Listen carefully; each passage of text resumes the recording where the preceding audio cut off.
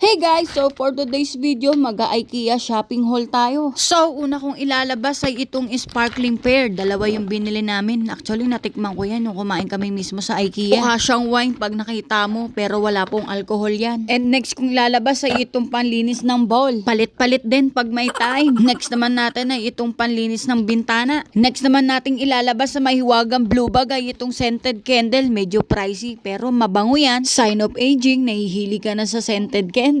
Next naman nating ilalabas sa itong chocolate. Masarap yung kulay green dyan. Lahat yan galing Europe. Alam nyo ba na ang IKEA ay founded sa Sweden? July 28, 1943. Pero alam nyo ba na ang pinakamalaking IKEA sa buong mundo ay matatagpuan sa Pilipinas? Located siya sa Pasay, katabi ng Mall of Asia. Nagpunta kami doon nung umuwi ako. And tama sila, hindi mo kayang ikutin ng maghapon yung IKEA doon dahil sobrang laki. Ikaw ang susuko kakalakad. Pero busog yung mga mata mo nun kakalakad dahil ang gaganda ng mga interior design sa IKEA. Anyway, mabalik tayo dito sa mahiwagang blue bag. Bumili rin pala ako ng Dracaena or Lucky Bamboo. Asus! May bago na naman akong halaman.